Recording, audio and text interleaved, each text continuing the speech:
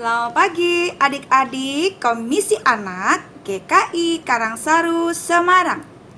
Sudah siap beribadah saat ini? Kakak ingatkan, baik ibadah onsite atau ibadah tatap muka maupun ibadah online melalui YouTube, tetap harus kita ikuti dengan persiapan hati dan sikap yang baik ya, untuk menunjukkan hormat kita kepada Tuhan. Jadi, kita tidak boleh beribadah kepada Tuhan dengan asal-asalan, semau-maunya, suka-sukanya kita. Tetapi, kita beribadah dengan persiapan yang matang. Yang pertama, mandi yang bersih dan memakai pakaian yang rapi. 2. Berdoa memohon pimpinan Tuhan agar dapat mengikuti ibadah dengan baik. 3. Memuji Tuhan dengan penuh semangat dan bersukacita. 4. Dengarkan firman Tuhan dan menaatinya. 5. Ikuti ibadah dengan sungguh-sungguh hingga selesai. Oh iya, untuk persembahan kepada Tuhan, adik-adik tetap dapat memberikannya dengan cara mintalah tolong papa dan mama untuk yang pertama memasukkan uang persembahan tersebut ke dalam kotak persembahan yang telah disediakan di gereja. 2. Menyerahkan uang persembahan tersebut melalui tata usaha gereja sesuai jam kerja. 3. Mentransfer uang persembahan tersebut ke rekening-rekening bank berikut ini.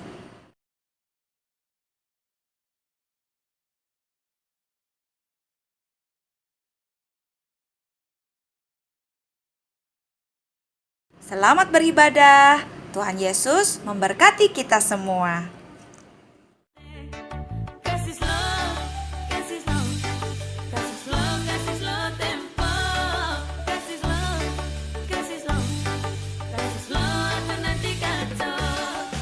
Hai guys, apa kabar? Ya, kalian sudah pernah berjumpa dengan Kak Betty, Kak Beta, Kak Betu, dan Kak Beto bukan? Hari ini untuk pertama kalinya kalian berjumpa dengan Kak Biti. Ya, Kak Biti. Betul. Kak Biti bertugas untuk memimpin apa? Senam ayat di bulan November 2020 yang terambil dari kitab Ratapan pasal yang ketiga ayat 22 sampai 23. Bunyinya itu demikian. Tak berkesudahan kasih setia Tuhan, tak habis-habisnya rahmat-Nya, selalu baru tiap pagi, besar kesetiaan-Mu. Ayat ini mengingatkan kita semua bahwa kita punya Tuhan Allah di dalam Yesus Kristus yang sungguh mengasihi kita, yang sungguh setia. Setiap hari Ia melimpahi kita dengan segala berkat. Kita diberi hidup, bisa bangun, bisa beraktivitas, bisa melakukan segala sesuatu setiap hari itu karena besarnya kasih Tuhan atas kita semuanya. Jadi setiap kita harus selalu bersyukur kepada Tuhan. Ya, berterima kasih atas segala kebaikan Tuhan di dalam kehidupan kita. Oke, kita coba gerakannya. Ratapan pasal 3 ayat 22 sampai 23. Tak berkesudahan kasih setia Tuhan, tak habis habis-habisnya rahmat-Nya. Selalu baru tiap pagi. Besar kesetiaan-Mu. Yuk, sekali lagi. Ratapan 3 ayat 22 sampai 23. Tak berkesudahan kasih setia Tuhan, tak habis-habisnya rahmat-Nya, selalu baru tiap pagi. Besar kesetiaan-Mu. Sukses untuk kalian semua. Shalom, selamat hari Minggu adik-adik semua yang ada di rumah. Hari ini berjumpa lagi bersama Kak Kesha dan Kak Aurel. Hari ini kita mau mengajak adik-adik sekalian untuk bernyanyi bersama, memuji Tuhan bersama, dan mendengarkan firman Tuhan. Kita juga nanti akan berdoa bersama. Nah adik-adik, hari ini kita mau mengucap syukur ya, karena Tuhan begitu baik kepada kita. Tuhan menyertai kita dari mulai hari Senin, hari Selasa, Rabu, Kamis, Jumat, Sabtu, sampai hari Minggu. Dan hari ini kita dapat bersama-sama lagi memuji Tuhan bersama. Nah hari ini dengan penuh semangat, dengan penuh sukacita, Kak Kesha mau ngajak kita semua untuk menyanyikan satu lagu pujian untuk mengucap syukur kepada Tuhan atas kasih setia Tuhan yang sungguh nyata bagi kita. Kita mau nyanyi lagu Semesta Bernyanyi ya. Kak Kesha mau ngajak adik-adik yang ada di rumah sekalian untuk bangkit berdiri dengan sikap yang siap. Kita memuji Tuhan dan kita akan bertepuk tangan juga bersama ya. Oke, Semesta Bernyanyi.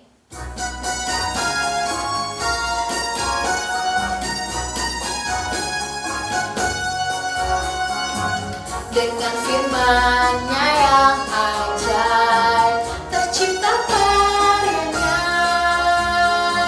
Siang dan malam, langit dan bumi, semua yang ada. Semesta bernyanyi karena kasih-Nya, tak berubah sampai selamanya. Pujian namanya. Burung-burung berkicauan menyambut sang surya, bunga bermekaran, alam riang-riang memuji namanya. Semesta bernyanyi karena kasih-Nya, tak berubah sampai selamanya. Pujian untuk namanya. Semesta bernyanyi, semesta bernyanyi karena kasih-Nya, tak berubah sampai selamanya. Pujian untuk namanya. Hanya Tuhanlah yang layak untuk dipuji. Hanya Tuhanlah yang layak untuk dipuji. Ya adik-adik sekalian, sebelum kita memulai sekolah minggu kita, Kak Kesha mau ngajak kita sekalian untuk sama-sama berdoa kepada Tuhan ya. Sikap yang baik, tutup mata, tundukkan kepala, kita mau berdoa. Bapa kami di surga, kami sangat mengucap syukur Tuhan. Hari ini kami dapat boleh sama-sama beribadah kepada Tuhan. Meskipun kami berada di rumah masing-masing, tapi biarlah sukacita daripada Tuhan itu tidak berkurang sedikit pun, melainkan kami memuji Tuhan dengan penuh sukacita. Kami mendengarkan firman Tuhan dengan penuh menyimak dengan sangat baik. Dan juga Tuhan, kiranya Engkau menyertai ibadah sekolah minggu kami ini dari awal, pertengahan, hingga akhirnya. Tuhan berkati kakak-kakak yang sudah menyiapkan untuk ibadah hari ini. Tuhan juga berkati adik-adik sekalian yang di rumah yang sudah siap untuk memuji nama Tuhan. Terima kasih Bapa, terpujilah nama-Mu, demi Kristus kami berdoa. Amin. Nah, adik-adik sekalian, sekalipun kita masih berada di rumah, tapi kita tetap mengucap syukur ya kepada Tuhan, karena kita mungkin masih ditemani oleh papa, mama, kakak, adik, bisa beribadah bersama-sama, memuji Tuhan bersama. Nah, hari ini kita bersukacita untuk hal itu. Dengan penuh sukacita lagi nih, Kak Kesha mau mengajak kita menyanyikan satu lagu yang pastinya sudah sangat terkenal dan familiar. Hari ini kurasa bahagia. Oke, gerakan ya. Hari ini ku rasa bahagia, berkumpul bersama saudara seiman. Tuhan Yesus telah satukan kita tanpa memandang di antara kita. Bergandengan tangan, bergandengan tangan dalam kasih, dalam satu hati, berjalan dalam terang kasih Tuhan. Tunjuk tangannya ya. Kau sahabatku, kau saudaraku, tiada yang dapat memisahkan kita. Kau sahabatku, kau saudaraku, tiada yang dapat memisahkan kita. Sekali lagi, hari ini kurasa bahagia. Hari ini kurasa bahagia, berkumpul bersama saudara seiman.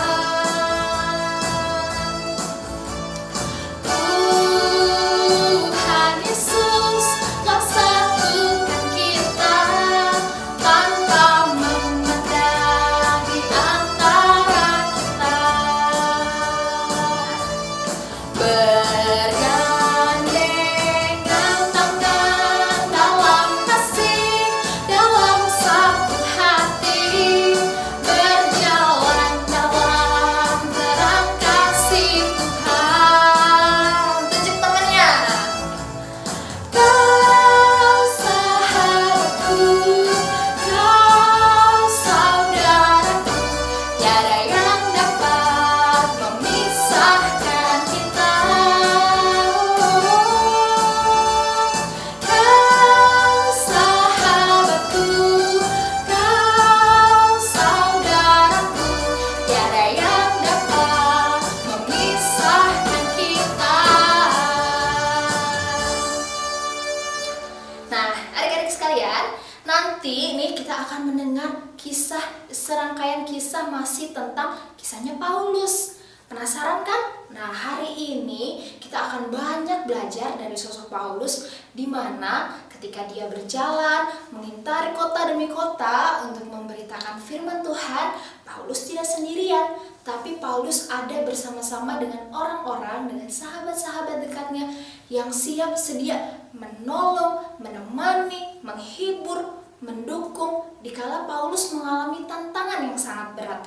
Nah, adik-adik, tidak hanya Paulus, tapi Tuhan juga pasti menghadirkan orang-orang nih di sekitar adik-adik sekalian yang juga dapat menjadi sahabat yang baik, sahabat yang dekat, sahabat yang dapat bersama-sama mendukung di dalam hari demi hari yang dilewati.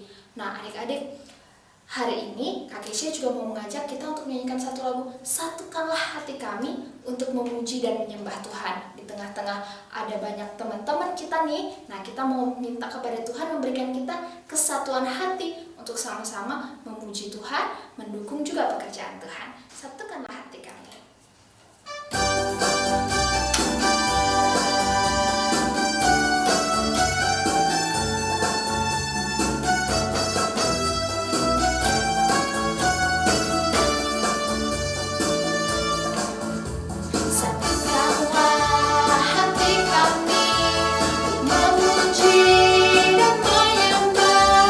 Yesus Tuhan dan Rajaku.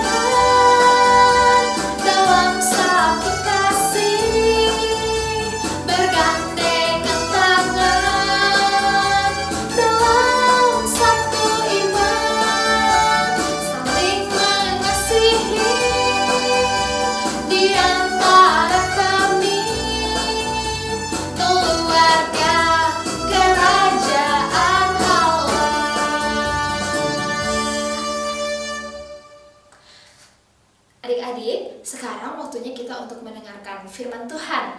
Tapi sebelum memulai firman Tuhan, Kak Keisha mau mengajak adik-adik untuk belajar satu buah lagu. Judulnya, Mari Tuhan Berfirmanlah. Nah, adik-adik mungkin sebagian dari kita pernah mendengar lagu ini. Tapi kalau ada adik-adik yang belum pernah mendengar lagu ini, kita sama-sama belajar ya. Lagu Mari Tuhan Berfirmanlah. Lagunya gak sulit, lagunya singkat dan juga liriknya gak sulit juga, nadanya juga gak sulit. Nah, jadi harusnya adik-adik bisa untuk mengikuti ya kan, Ci? Nah, kalau gitu kita mau mengajak adik-adik untuk menyanyikan lagu Mari Tuhan Berfirmanlah.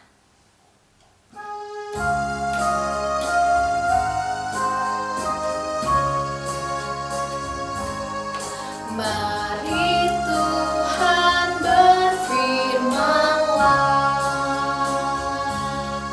hati kami telah siap kau bentuk, jadikan kami seperti Samuel kecil yang taat dengar-dengaran.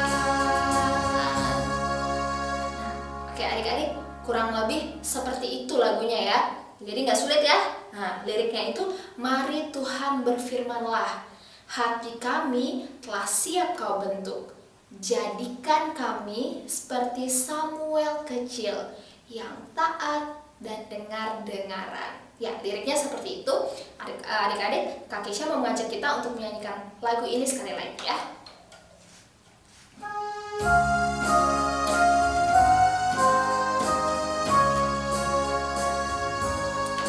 Mari Tuhan berfirmanlah,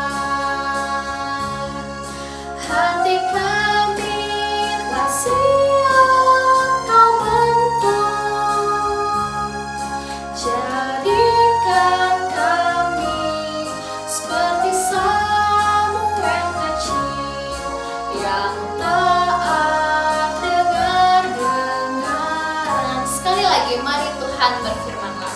Mari Tuhan berfirmanlah, hati kami telah siap kau bentuk, jadikan kami seperti Samuel kecil yang taat dengar-dengaran. Oke adik-adik sekalian, kita mau berdoa ya untuk mendengarkan firman Tuhan. Tuhan Yesus, Allah yang sangat baik, pada pagi hari ini kami sudah siap Tuhan untuk mendengarkan firman-Mu. Biarlah Engkau memberikan kami hati yang benar-benar rindu untuk mendengarkan firman Tuhan, dan biarlah hari ini kami juga boleh semakin mengalami perjumpaan bersama dengan Tuhan melalui cerita firman Tuhan hari ini. Tuhan tolong Kak Keisha yang sudah menyiapkan firman Tuhan agar dapat menyampaikannya juga dengan baik kepada adik-adik semua. Terima kasih Bapa, terpujilah nama-Mu, demi Kristus kami berdoa. Amin. Adik-adik sekalian, siapa di sini yang udah siap untuk mendengarkan firman Tuhan? Kalau udah siap, sikap duduknya harus yang baik, duduknya yang tegak, kemudian telinganya dipasang. Telinganya dipasang biar tidak terlewatkan satu kata pun, karena akan sangat penting sekali ya. Nah, adik-adik siapa yang masih ingat cerita tentang firman Tuhan minggu lalu mengenai Paulus? Kita kan udah banyak nih belajar tentang Paulus dan perjalanan-perjalanan Paulus dalam memberitakan Injil. Ada yang masih ingat gak kemana-kemana aja? Nah, Kak Keisha mau mengajak kita untuk melihat sebenarnya Paulus ini perjalanan memberitakan Injilnya udah sampai mana sih? Gitu ya. Oke. Adik-adik masih ingat gak pertama Paulus memberitakan Injil ke daerah yang disebut Antioquia? Selanjutnya, Paulus memberitakan Injil juga di Asia Kecil. Akan tetapi, ketika di Asia Kecil, Paulus kemudian memutuskan untuk kembali ke Antioquia. Setelah dari Antioquia, Paulus kemudian memberitakan Injil di Syria, Kilikia, dari Kilikia, Paulus juga memberitakan Injil di daerah Derbe dan Listra. Setelah dari Listra, masih ingat kan? Paulus memberitakan Injil juga di daerah Frigia dan juga Galatia. Adik-adik, perjalanan Paulus masih panjang banget. Paulus juga menyampaikan firman Tuhan, Injil tentang Kristus di Misia dan Troas. Adik-adik, Paulus tidak hanya memberitakan firman Tuhan di daerah Asia-Asia kecil, tetapi Paulus juga menyampaikan firman Tuhan di daerah-daerah Eropa, seperti Makedonia. Di Makedonia, Paulus juga memberitakan firman Tuhan di daerah yang disebut Filipi. Tesalonika, Derbe, Berea, Athena, dan yang terakhir hari ini kita akan melihat pemberitaan Paulus di kota, ada yang bisa tebak adik-adik? Kota Korintus. Nah, adik-adik sekalian, pada minggu lalu kita sudah mendengar cerita mengenai Paulus dalam perjalanannya memberitakan Injil di kota Athena. Hari ini Kak Keisha mau mengajak kita untuk mendengarkan cerita firman Tuhan mengenai kisah Paulus ketika dia berada di kota Korintus dalam memberitakan Injil. Nah, adik-adik sekalian, pada umumnya manusia itu tidak bisa hidup seorang diri. Mengapa? Karena Allah memang merancangkan manusia untuk saling terhubung satu dengan yang lainnya. Kita saling terhubung dan saling membutuhkan satu dengan yang lainnya. Nah, adik-adik sekalian, oleh sebab itu, ketika kita lagi sedih, ketika kita lagi marah, ketika kita lagi kecewa, lagi kita berada dalam keadaan yang sulit, kita pasti mencari orang lain kan? Kita membutuhkan pertolongan orang lain untuk memberikan kita semangat, memberikan kita dorongan, memberikan kita motivasi, menolong ketika saat kita berada dalam kesusahan.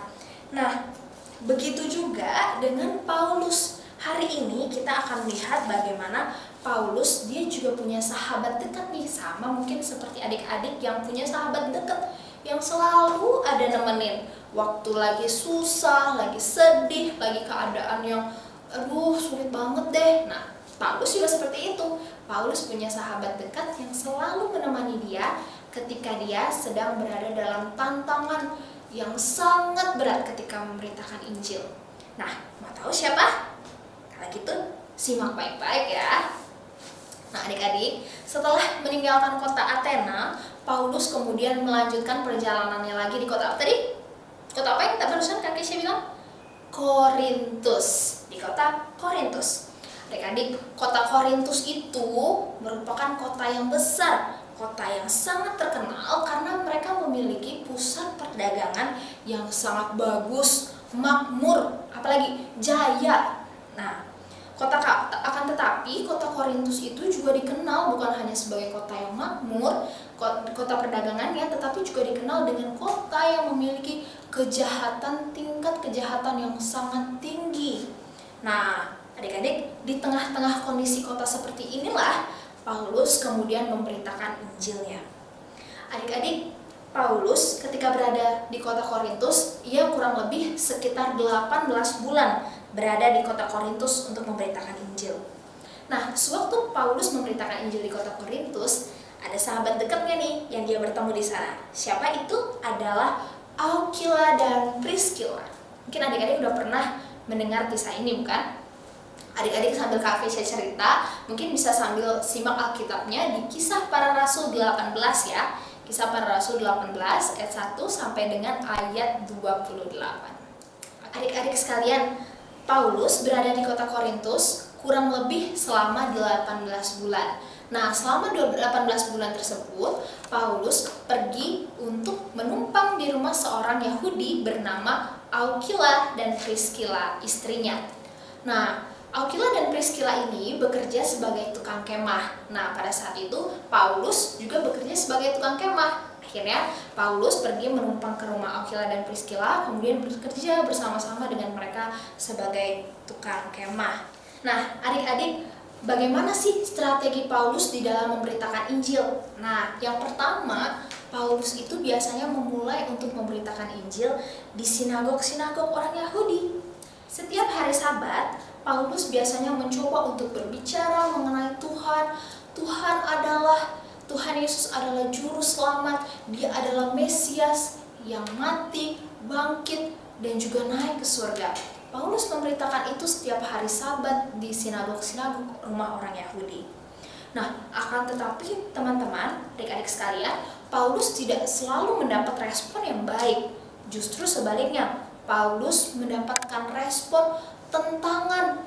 Paulus ditolak, bahkan Paulus juga dimusuhi oleh orang-orang Yahudi pada saat itu. Mereka tidak suka adik-adik ketika Paulus berbicara tentang Tuhan, ketika Paulus menyampaikan kabar tentang keselamatan yang hanya dapat diperoleh dari Kristus saja. Sekalipun banyak yang menolak dan menentang Paulus, Paulus dapat tetap berani dan menyatakan bahwa dirinya itu nggak bersalah, dan apa yang dia sampaikan mengenai kebenaran Kristus Yesus juga hal yang penuh dengan kebenaran. Oleh sebab itu, Paulus tidak menjadi takut, tidak menjadi gentar, bahkan dia tetap pergi untuk memberitakan Injil. Nah, adik-adik, tadi kan kita sudah melihat tuh bagaimana Paulus ditolak dan ditentang oleh orang-orang Yahudi ketika memberitakan Injil tentang Kristus Yesus. Nah, akhirnya Roh Kudus menuntun Paulus untuk bertemu dengan seseorang yang bernama Titius Justus. Nah, siapa sih sebenarnya Titius Justus ini? Nah, adik-adik, Titius Justus adalah seorang Kristen yang baru bertobat, dan dia tinggal bersebelahan dengan sinagog orang Yahudi. Di rumah Titius Justus, Paulus juga memberitakan Injil, memberitakan tentang keselamatan dari Kristus. Akan tetapi, hal tersebut kemudian membawa pengaruh yang sangat besar. Mulai dari berkhotbah di rumahnya Titius, Paulus kemudian dapat berkhotbah di sinagog orang Yahudi. Karena kan tadi rumahnya bersebelahan tuh. Melalui pemberitaan firman Tuhan yang dibawa oleh Paulus ini, ada banyak orang yang kemudian diselamatkan, banyak orang kemudian menjadi percaya, banyak orang di kota Korintus kemudian menjadi percaya kepada Kristus. Nah, adik-adik, salah satu orang yang kemudian percaya kepada Kristus melalui pemberitaan Paulus adalah Krispus. Nah, siapa lagi nih Krispus? Penasaran? Krispus adalah seorang pemimpin di sinagog. Nah, karena Krispus ini kemudian percaya kepada Kristus, akhirnya kembali membawa dampak pengaruh yang luar biasa di kota Korintus. Pada saat itu, banyak orang kemudian di kota Korintus menjadi percaya kepada Tuhan karena pemberitaan Paulus dan karena dampak percayanya Krispus tadi. Adik-adik, setelah Paulus kurang lebih 18 bulan memberitakan Injil di kota Korintus, orang-orang Yahudi kemudian menjadi merasa sangat resah sekali. Kenapa sih Paulus ini kok memberitakan Injil di kota kami? Nanti kan banyak orang jadi percaya kepada Tuhan. Nah, orang-orang Yahudi gak suka dan mulai resah karena kehadiran Paulus. Nah, orang-orang Yahudi kemudian memiliki siasat yang buruk kepada Paulus. Orang-orang Yahudi menginginkan agar Paulus dibawa ke pengadilan untuk dijatuhi hukuman. Akhirnya mulailah orang-orang Yahudi mencari-cari, Paulus ini kira-kira kesalahannya apa ya? Apa yang bisa membuat Paulus kemudian kita bawa ke depan pengadilan untuk dijatuhi hukuman? Adik-adik, pada saat itu terdapat penguasa Roma yang baru saja diangkat. Dia adalah prokonsul yang bernama Galio. Galio ini adalah seorang filsuf dan seorang pujangga di Roma.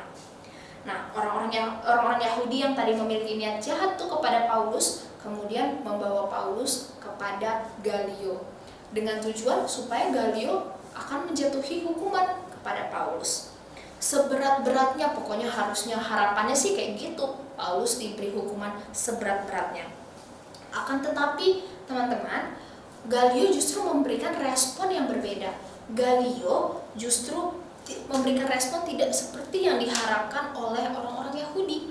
Gallio justru menolak untuk menjatuhi hukuman kepada Paulus. Mengapa? Karena menurut hukum orang Roma, Paulus itu sebenarnya tidak bersalah, atau dengan kata lain tidak ada kesalahan sedikit pun yang ditemukan dari Paulus ataupun pemberitaannya. Oleh sebab itu, Gallio tidak mau membawa Paulus kepada pengadilan. Nah, adik-adik, setelah dari peristiwa Paulus yang ditangkap kemudian dibawa ke hadapan pengadilan, ke hadapan Gallio tadi, Paulus kemudian memutuskan untuk kelihatannya beberapa hari lagi deh untuk berada di kota Korintus dalam memberitakan Injil. Nah, adik-adik, setelah dari kota Korintus, Paulus kemudian memutuskan untuk pergi melanjutkan perjalanannya di kota Syria. Ketika Paulus melanjutkan perjalanannya ke Syria, ternyata Priscilla dan Aquila juga ikut bersama-sama dengan Paulus dalam memberitakan Injil. Nah, adik-adik, lihat kan bagaimana perjalanan pemberitaan Injil Paulus bersama-sama juga dengan Priscilla dan Aquila yang menemani. Priscilla, Aquila menemani Paulus ketika Paulus berada dalam situasi yang sulit, ketika Paulus dimusuhi oleh orang-orang Yahudi, ketika Paulus mendapatkan penolakan, ditentang oleh orang banyak. Bahkan ketika Paulus melanjutkan perjalanannya kembali ke Syria, Priscilla dan Aquila pun tetap menemani Paulus. Priscilla dan Aquila adalah rekan sepelayanan Paulus di dalam memberitakan Injil. Nah, adik-adik ingat juga kan siapa rekan pelayanan Paulus lainnya di dalam memberitakan Injil? Masih ingat? Ketika Paulus pergi diusir dari rumah ibadat orang Yahudi yang pertama, yaitu ada Paulus tinggal di rumah Titius Justus. Nah, ingat tadi ya, jadi ada Aquila, Priscilla, kemudian ada juga Titius Justus yang dipakai Tuhan untuk bersama-sama dengan Paulus menjadi alat Tuhan untuk menemani Paulus dalam memberitakan Injil. Tidak hanya di Syria adik-adik, tetapi Paulus beserta dengan Aquila dan Priscilla kemudian juga melanjutkan perjalanan memberitakan Injil sampai ke Efesus. Nah, setelah sampai di Efesus, Priscilla dan Aquila kemudian ditinggalkan oleh Paulus dan Paulus memutuskan untuk melanjutkan perjalanannya sendiri. Nah, tapi Aquila dan Priscilla pelayanannya tidak berhenti sampai di situ. Ketika Priscilla dan Aquila berada di Efesus, mereka juga bertemu dengan seorang yang bernama Apolos. Apolos ini pada saat itu memberitakan kabar tentang jalan Tuhan. Akan tetapi Priscilla dan Aquila memberikan arahan kepada Apolos untuk menyampaikan dengan lebih jelas dan lebih tepat lagi mengenai Kristus. Nah, yang membimbing Apolos adalah Priscilla dan Aquila. Nah, adik-adik sekalian, Priscilla dan Aquila juga dipakai Tuhan. Tidak hanya sekalipun Paulus ada di Efesus, tetapi ketika Paulus tidak ada di Efesus, Priscilla dan Aquila pun tetap menjadi rekan sepelayanan Paulus, sekalipun jaraknya berjauhan ya. Nah, adik-adik, tidak hanya Paulus, tetapi juga kita sekalian juga kan tentunya punya teman-teman nih yang bersedia bersama-sama dengan kita, menemani kita di saat susah, di saat kita lagi senang, kita lagi marah, kita lagi kecewa. Nah, kita harus bersyukur ya untuk orang-orang seperti itu, untuk teman-teman yang seperti itu yang Tuhan hadirkan bagi kita. Ketika kita bersyukur kepada Tuhan, seharusnya itu juga mendorong kita untuk kita bisa buat apa nih untuk teman-teman kita. Kita mungkin bisa mendoakan mereka, kita juga bisa menjadi teman mereka nih saat mereka perlukan.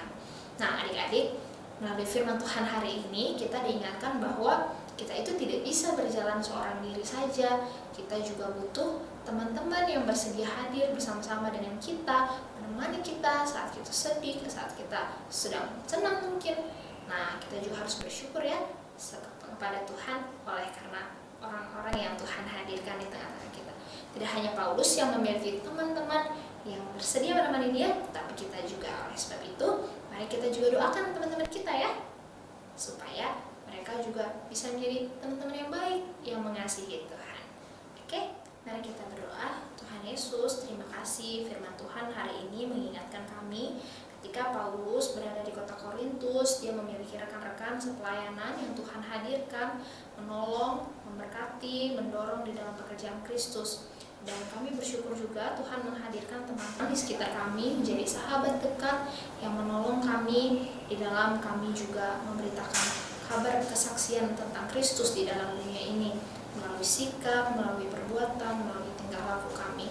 Tuhan tolong supaya kami dapat menghargai setiap anugerah yang Tuhan berikan kepada kami, setiap teman-teman yang Tuhan hadirkan bagi kami, biarlah kami juga dapat boleh terus mendukung mereka, kami juga boleh menjadi rekan yang sama-sama dapat berdoa bersama bagi mereka. Terima kasih Bapa yang baik, biarlah firman-Mu hari ini membuat kami semakin lebih mengasihi Tuhan dan juga lebih mengasihi sesama kami. Terima kasih Bapa, terpujilah nama-Mu, demi Kristus kami berdoa. Amin. Nah, adik-adik semua, kita sekarang kan udah mendengarkan firman Tuhan nih. Sekarang kita harus mengambil komitmen dengan penuh keyakinan bahwa kita juga akan menjadi pengkabar Injil Tuhan, mengabarkan Injil dimanapun kita berada, melalui kehidupan kita sehari-hari, ketika kita bertemu dengan orang-orang. Nah, kita mau menyanyikan lagu Aku Ingin Kabarkan Injilnya.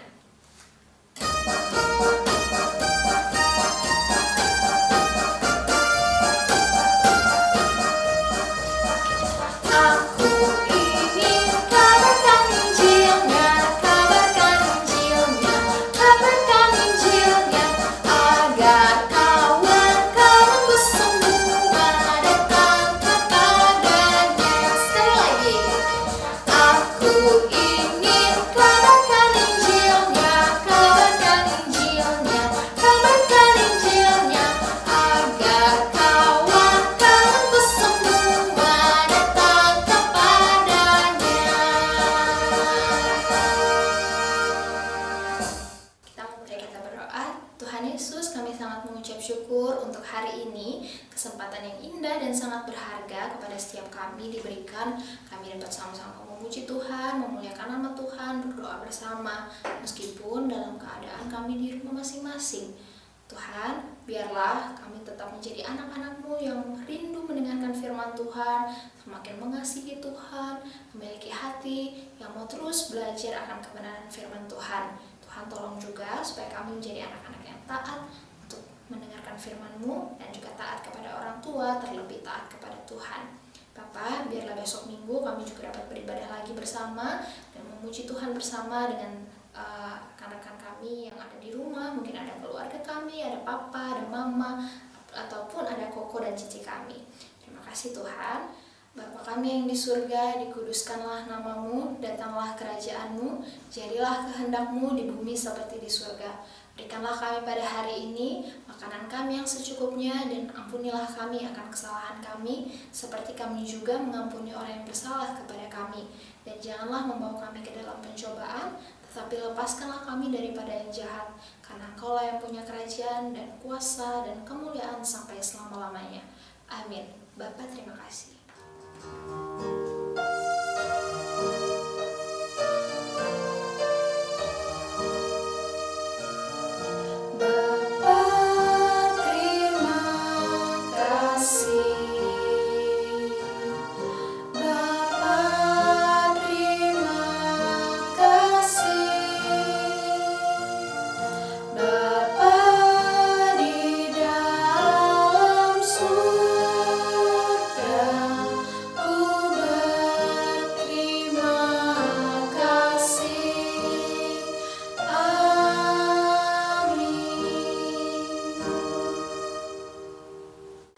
Sekalian, hari ini kita sudah selesai ibadah dan jangan lupa untuk minggu depan tetap ikuti ibadah sekolah minggu ya, gak boleh absen loh. Nah, adik-adik juga harus ingat untuk tetap menjaga kesehatan ya selama ada di rumah. Sampai jumpa minggu depan. Tuhan Yesus memberkati. God bless you.